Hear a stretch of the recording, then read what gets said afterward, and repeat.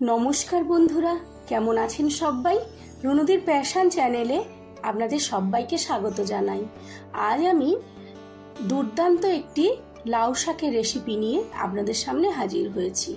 এই রেসিপিটা যদিও আমার শাশুড়ি মায়ের থেকে শেখা, তিনি আজ আর আমাদের মধ্যে নেই, তো তারই শেখানো একটি রান্না আজ আমি আপনাদের সামনে করছি।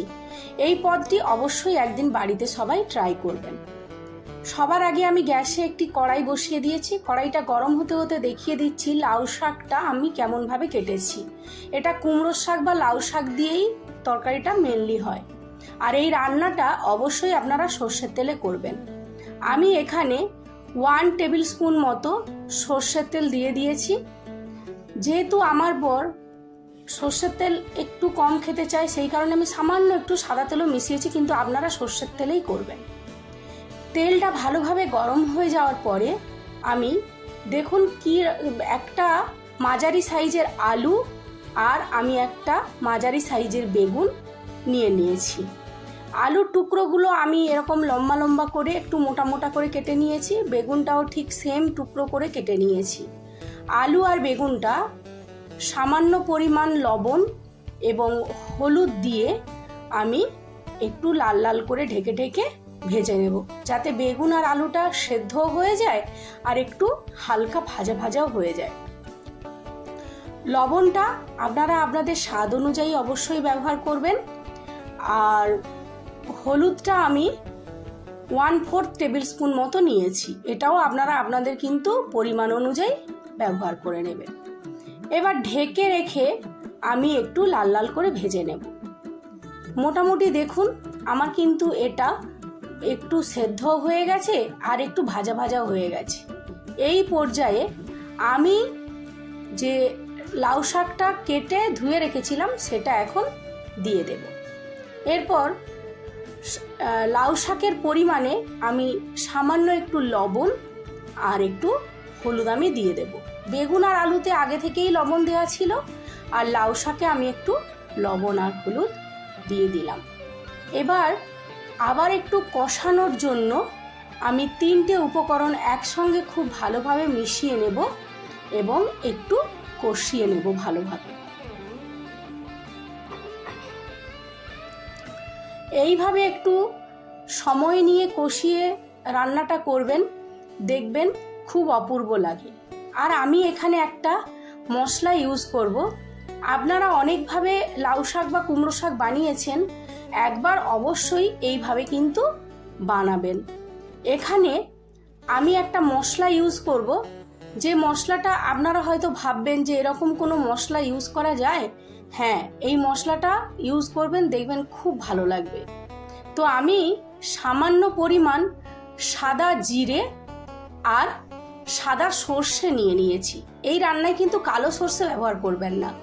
সাদা সর্ষে আর জিরেটাকে আমি মিক্সিতে একদম মিহি করে পেস্ট করে নিয়েছি, আর এর সঙ্গে আমি 2টো শুকনো লঙ্কাও দিয়ে দিয়েছি। এবার এই পেস্টটা আমি এই কষিয়ে রাখা লাউ শাক আর আলু বেগুনের মধ্যে অ্যাড করে দেব। ওটা ধুয়ে মিক্সিটা আমি আরও একটু জল এখানে ব্যবহার করে নেব, কারণ এটা একটু সেদ্ধ হবে। তো ঢেকে আমি এই ধরুন লো ফ্লেমে প্রায় 5 থেকে 7 মিনিটের মতো রেখে দেব। একটু সামান্য ঝাল লঙ্কার গুঁড়ো ব্যবহার করে নিচ্ছি, যেহেতু আমি ওই পেস্টের সঙ্গে 2টো শুকনো লঙ্কা ব্যবহার করেছি, সেই কারণে আমি একটু ঝাল লঙ্কা ব্যবহার করে নিচ্ছি। আর যদি আপনারা ঝাল খেতে ভালোবাসেন তাহলে একটু কাঁচা লঙ্কাও এখানে ব্যবহার করে নেবেন। তো আমার মোটামুটি 5-7 মিনিট হয়ে গেছে, আর দেখুন এই রান্নাটাও আমার রেডি। আলুগুলোও দেখুন সেদ্ধ হয়ে গেছে। তো এবার আমি এটাকে একটি পাত্রে ঢেলে নেব। তারপরে এখানে আমি কিছু ফোড়ন অ্যাড করে দেব। এই রান্নার জন্য আমি একটা মাঝারি সাইজের পেঁয়াজ কুচি কুচি করে নিয়েছি।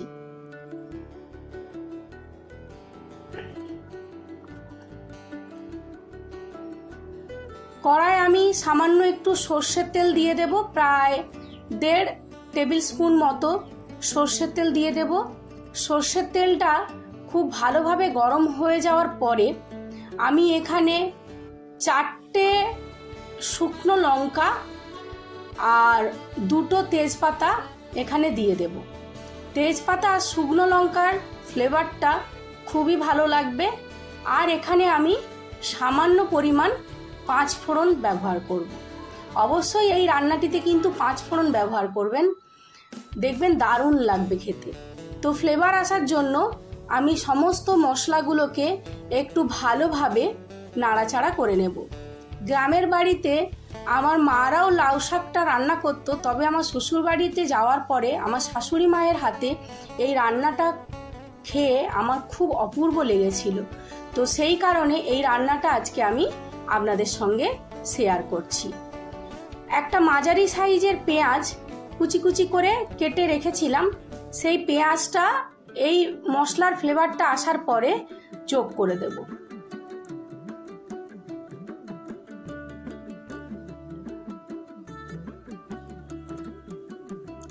দুটো চেরা কাঁচা লঙ্কা দিয়ে দিলাম। আপনারা যে যেমন ঝাল খাবেন সেই অনুযায়ী কিন্তু ঝালটা দেবেন।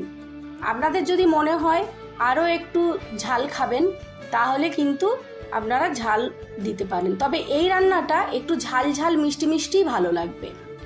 তো এবার আমি পেঁয়াজটা ভালোভাবে ভাজা হয়ে যাওয়ার পরে সেদ্ধ করে রাখা কুমড়োর শাক আর আলু বেগুনটা এখানে অ্যাড করে দিলাম। এবার 1 টেবিল স্পুন মতো চিনি আমি এখানে ব্যবহার করে নেব। চিনিটা যতক্ষণ না গলবে ততক্ষণ আমি এটাকে একটু ফুটিয়ে নেব। চিনিটা গলে গেলেই আমার কিন্তু রান্নাটা রেডি হয়ে যাবে। বন্ধুরা, অবশ্যই আপনারা বাড়িতে এই রান্নাটা একদিন ট্রাই করবেন। দেখবেন এমনি আপনারা যে কুমড়োর শাক দিয়ে পোস্ত বা আরও কিছু পদ বানান, কিন্তু এই পদটা একবার বানিয়ে দেখবেন খুব দুর্দান্ত খেতে লাগে।